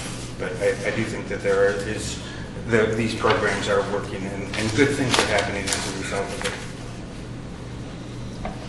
Further discussion, again, remember that we are trying to hold our discussion to the amendment by Jennifer. I appreciate the spirit of it. I appreciate the attempt to restore the programs because I have already voiced my concern for that. I do know that the window display contest was really, really well utilized for both Main Street and Carytown. And I heard wonderful things about the Main Street's approach to it. And it was very little money that went a long way. I'm not sure that this particular approach is going to be useful, but I do appreciate the spirit in which it's brought forward. The $2 million, as Newcomb says, is you come to the table, you put it in the budget, it's there. It's pretty hard to see any other number when you're negotiating. It's a contingency, it's in there. Whether it's the right number or not, it's pretty hard to go any further. It's pretty hard to go less than that once it's once it's in this budget here.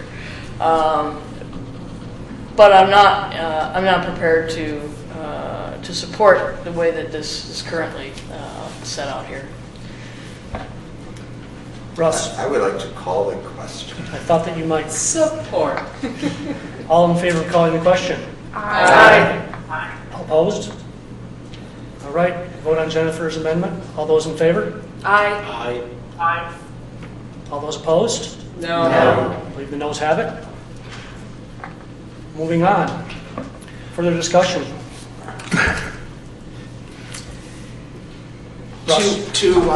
If I'm doing my math correctly, and one should always be a little suspicious of that, but our gross budget is $25 million, so a 15% retainment is $3.75 million. So if that's the number that you're looking for. Well, actually... I don't think that's the right basis. No. Okay. Like I said. It is... No, your math might have been fine. Your math started with the wrong number. You started with the wrong number. Pretty close to $3 million. Yeah. What exactly is the 15? What exactly is when we take a 15% reserve? Where 15% of what exactly? 15% of our regular annual expenses, Which is $25 million. which is coming up around 18 million So it's less. on this budget. I would ask you to look at fiscal year So is 13-14, where we're at a 13.5%. But we're not voting on that year. I understand that, but I'm just talking about in terms of picking out a number approximately. 18 million is 2.7 million. And why is the housing fund stripped out of that calculation? Basically, it was felt that the housing fund wasn't available for use to support the other three funds, so that it should be viewed as being separate for a specific purpose.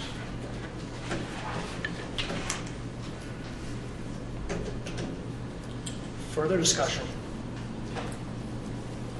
I would actually like to call the question on the budget. Support. You want all those in favor?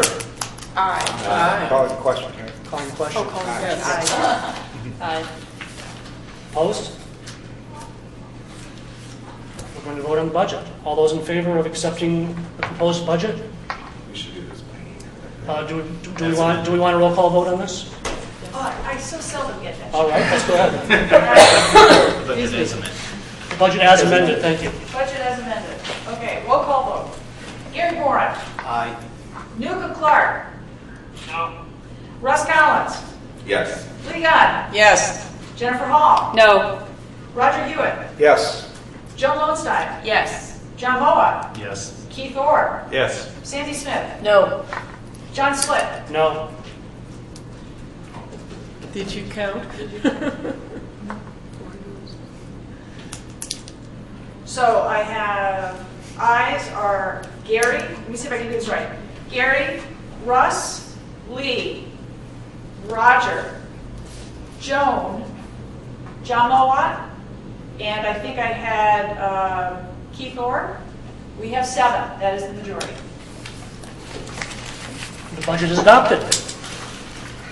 Well, Thank you, Roger. that was simple. Lack of attention to the... Okay, we have one more item that I will try to be brief about and hopefully... Call the question. We're not voting on this one. No vote. Although I do believe I will be setting my record. Longest committee report. Somewhere in here, we have the some survey results as well as the draft introduction to the comprehensive parking report that was requested by City Council. Yeah, we didn't repeat the introduction, but we do have the survey. You have the survey, okay. Part of the comprehensive parking plan that we're putting together for the city has been some public feedback on parking in general and some specific items on it. Staff did a electronic survey of approximately 1,300 people. I will emphasize this is not a scientific survey. Rush? No, I'm sorry. Okay, this is not a scientific survey. We were just trying to get some general feeling. I suppose the most encouraging part of this, if we go to the second page of this, is the principles on which we are basing the comprehensive parking plan are generally very strongly supported, everywhere from 72% to 82%, if you look at the top of the second page of this survey. What is not as encouraging, although not as surprising, although there is strong support for the principles that we want to base the plan on, when we get into more specifics of how those principles will be implemented, the support drops to the 40 to 47% area. So we're using this as sort of a guide to try and make sure that we're on the right page. I think it's not surprising that when people, when you talk in the abstract, people are very supportive of the abstract concepts. When you talk about what those mean to the individual, they are not nearly as supportive. But it was very useful information, again, not scientific, but will help us direct the plan. We should have had in the packet that was sent out the draft introduction to the plan. I strongly recommend that everybody read that and get their comments back to staff. It not only lays out a history of where parking has been going for the last 6 or 7 years in the downtown, but also the principles and the on which we are basing this plan, and also the goals that we are going to attempt to achieve with this plan. So I'll be glad to answer any questions. I, again, strongly support encourage people to review the introduction and get back to comments. The next step will be getting down to a much higher level of detail, and I know staff is going to be interacting with the board very extensively on getting that level of detail, getting reactions on that level of detail. I'd be glad to answer any questions at this point. I'll be very glad to announce that the next Operations Committee meeting will be Wednesday, March 31st at 10:30 a.m. And that's it. This report is thankfully completed. Good. You are losing your audience. Next we have partnerships, Sandy and Russ. Well, I get to talk about the Energy Savings Grant Programs update, which I think I've fairly well covered. It's all right for me.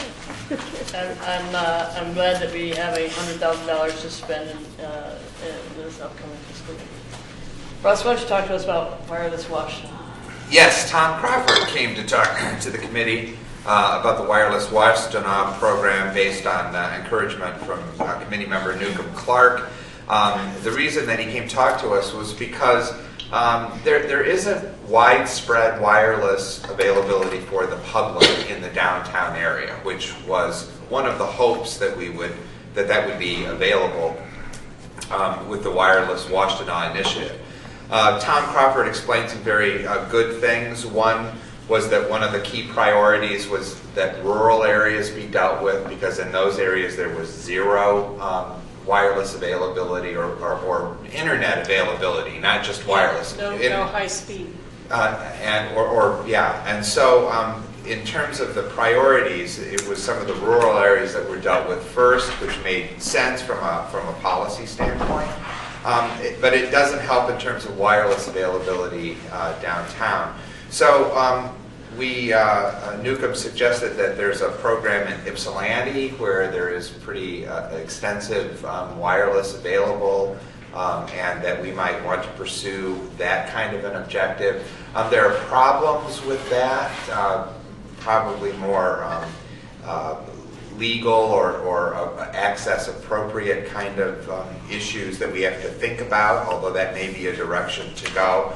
But Tom Crawford brought up the idea that one of the things that's going to be coming to the broadband potential in the near future is the fact that the TV bands that used to broadcast analog TV signals may actually be available for wireless connection. And so he suggested that we keep tabs on that because that might be an opportunity for us. We also talked about the fact that one of the real, apparently one of the deficiencies in the downtown is very high speed internet connectivity through fiber connections. And that's something that's being explored as well. So anyway, it was an interesting discussion.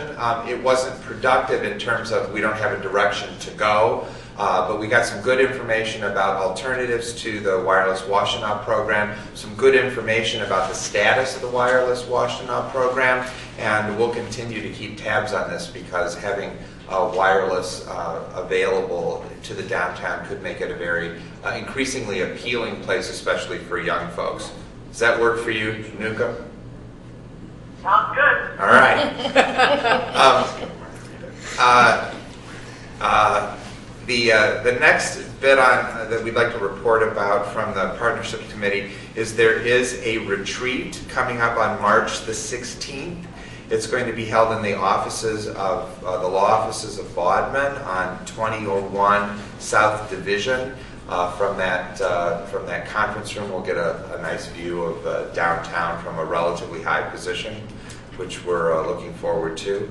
If you have any burning issues that you want covered, please communicate those to probably Susan or Fran Alexander, who's going to be facilitating that discussion. And we hope that everybody is there on the March the 16th in the morning. What time? Wait a minute. In the afternoon, which would be a better time to come. So we would assemble noonish, and lunch will be available, and then we'll have our retreat, our extended board meeting, as it were. Could you give us that address again? Yes, it's 201 South Division, it's on the corner of South Division and Liberty. And they're on the 4th floor. We spoke at length during our meeting about urban vitality and the nature of urbanity versus suburban identity. And that will be some of the dialogue we'll be having at our retreat. Ross did put on a performance for us of the Petula Clark song, and we all enjoyed it very much. In addition, we talked about the comprehensive city parking plan, which has been, again, well covered. And we had some updates from Jean Carlberg, who was visiting as a member of the Planning Commission. And she gave us an update on the R4C, R2A study and the design guideline process, as well as we had a brief discussion about kind of master planning, a little bit of the downtown area around the library lot, and she was going to take that back to her committee and see, or the commission, the planning commission, and have a dialogue at that level. Our next meeting is next Wednesday, March 10th, 9 a.m. Do you have a question? Yeah. Go ahead, John. Are you going to be, or somebody going to be sending out an outline for the retreat of what all the topics are? Sure. We're talking about, and when might that happen? So we can be thinking about things. Before March 16th. The morning of March 16th. Okay. Probably by middle of next week. Okay, thanks. Except to you, John, because you're on a need-to-know basis. I guess so. Transportation Committee, John? Well, actually, I was gone last week, so I am going to ask Keith Orr to please report on what was discussed at the meeting. All right. Not nearly as much fun as some of the earlier committee reports. Thank God. But let's see. We did a couple of things at that transportation committee meeting. At first, we thought it was just going to be Susan and I, because that was one of the snow days. But people slowly trickled in, and we actually did have a very good committee meeting. Let's see. One of the things we talked about was the pedestrian sign, the sandwich board signs.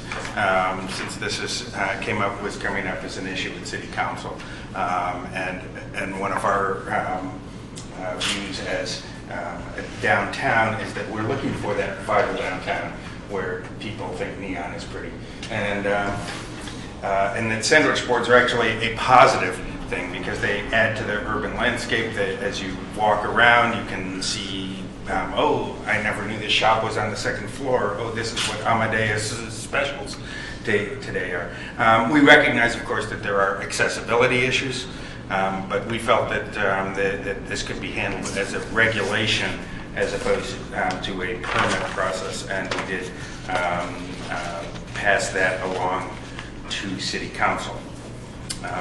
I believe their final result was they just got rid of it altogether, which am I right? The current resolution was voted down. Right, which means that they are illegal. Which still. means at this point there's actually they're still illegal. Right.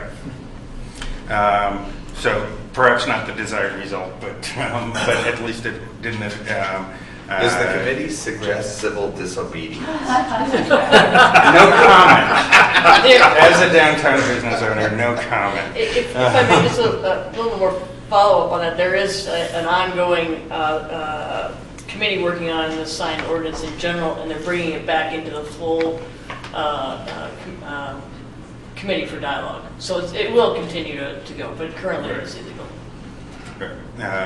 And one of our concerns was just that the permitting process was just going to be too expensive. It had more to do with, from our view, revenue generation than about enforcement. So, let's see. However, we started with a project that Amber has been working on. Of course, transportation, we would like to deal with a lot of the alternative transportation. And there is, my understanding is there's never been a really good bicycle map, so she's been working on one. We have a prototype, a little four-pole that we're pretty excited about. Along with everything else, it reminds people about rules of the road, shows what are the best routes to go, which ones we want to avoid. I hold up this one because we changed the color coding, which makes it more apparent. The other thing about bicycling is we have a new feature on the DDA website. And it has to do with being able to request several things. One, where bike racks would seem appropriate, so people can go and put in information saying, I always ride my bike to this area, and there's no good place. That's why I'm always putting it on a tree or something like that. So, so that those requests can be seen. Also, I believe on that one is.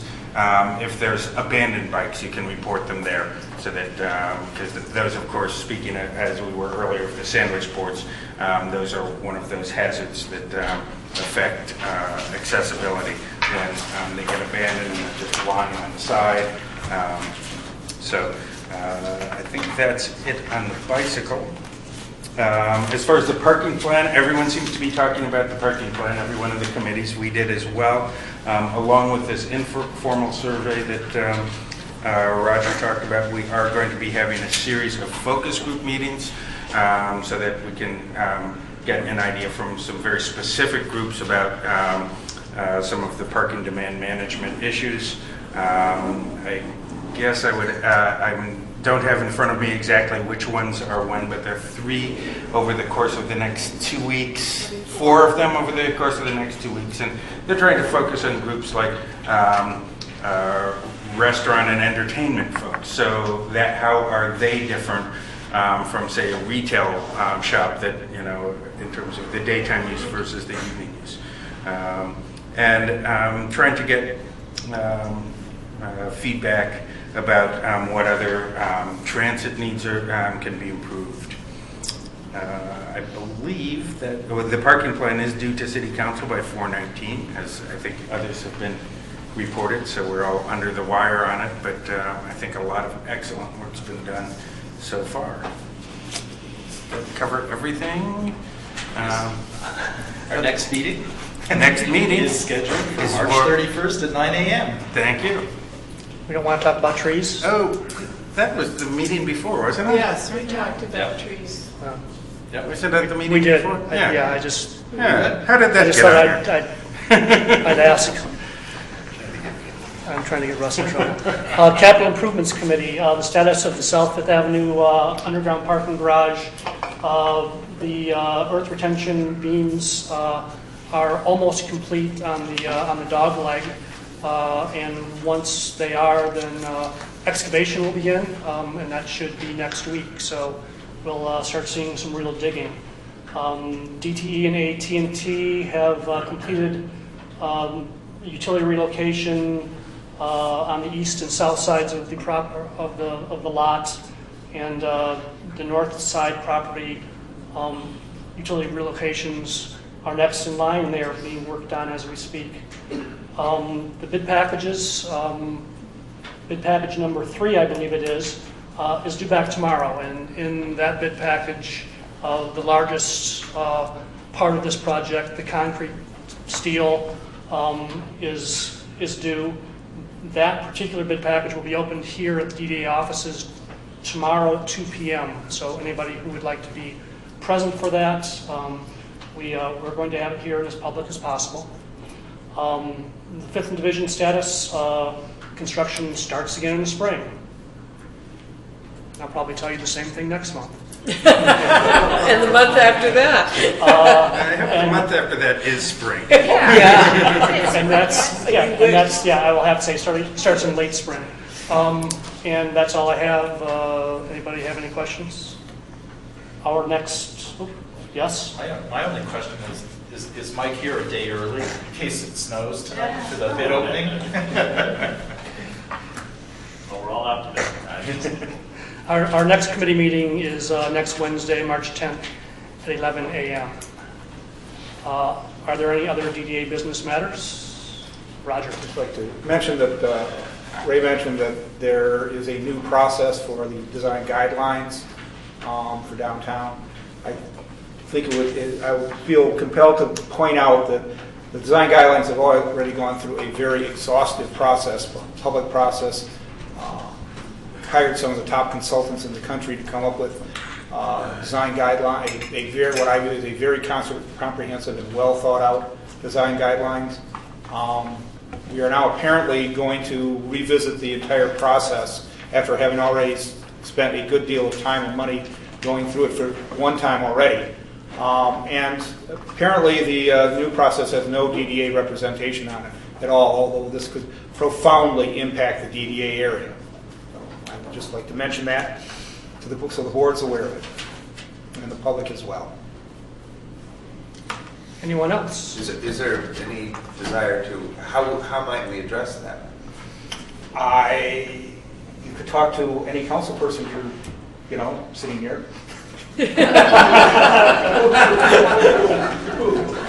Sandy, old buddy, old pal. I think that, if that is raised, but it needs to be taken to the next step. So, are you going to take that to the next step, or are we going to assign staff to do that? I'll discuss it with staff. Okay. Anyone else? Is there anyone else in the audience who would like to address the board for 4 minutes?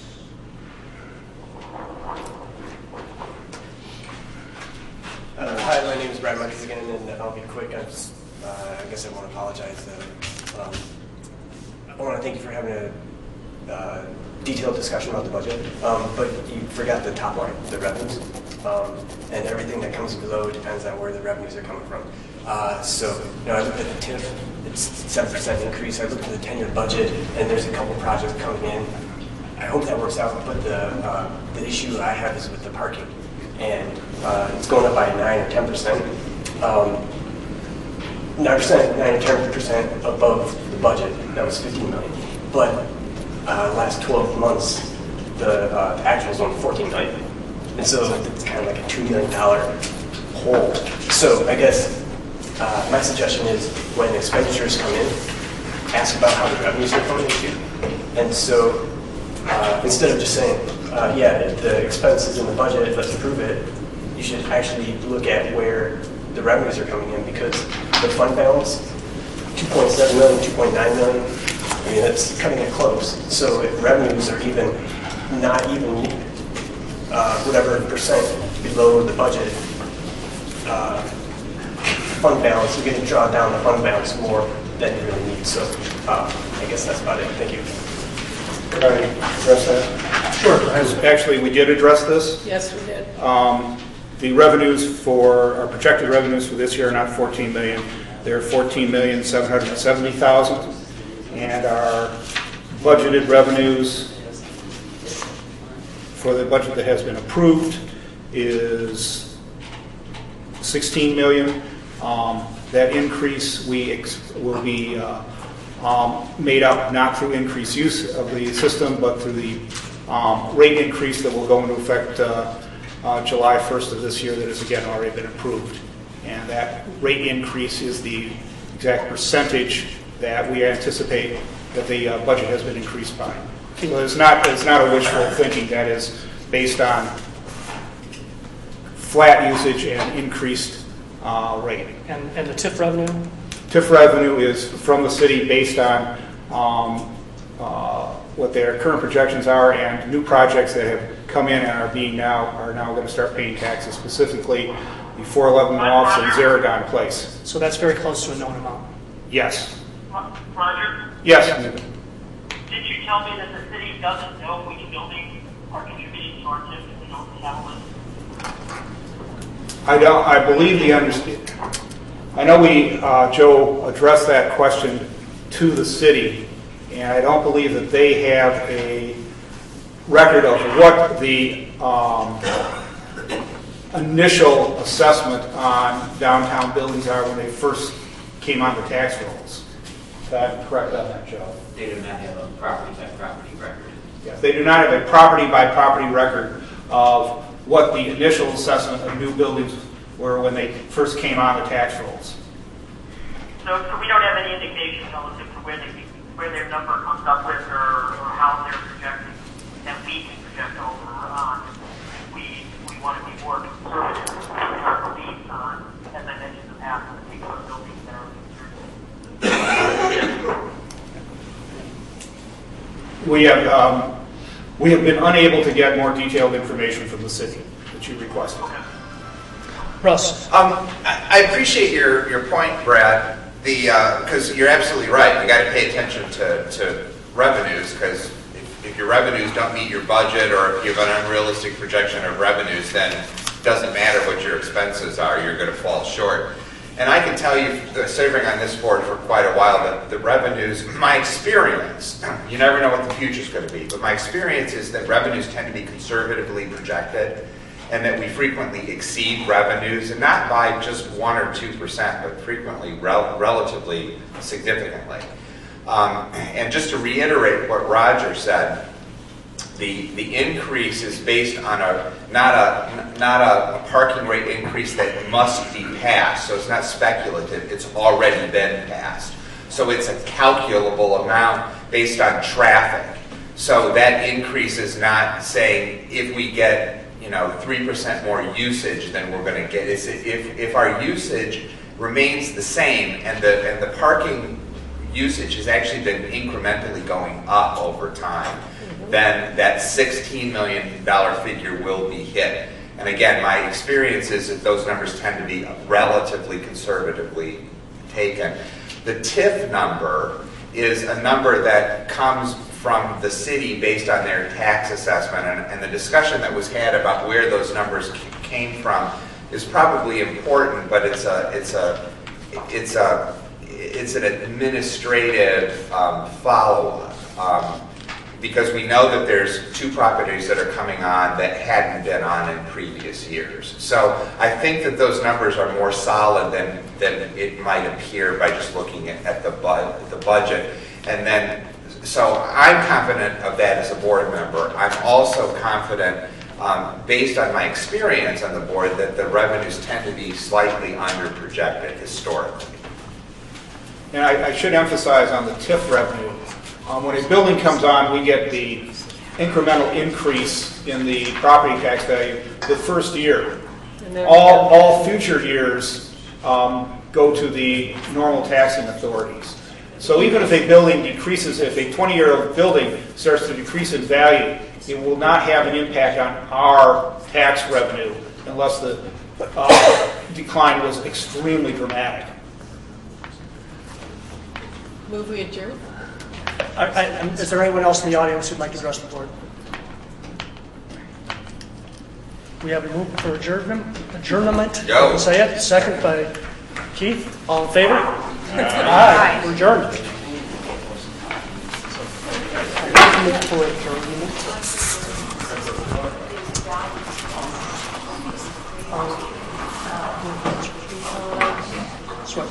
Oh, you're going to put that?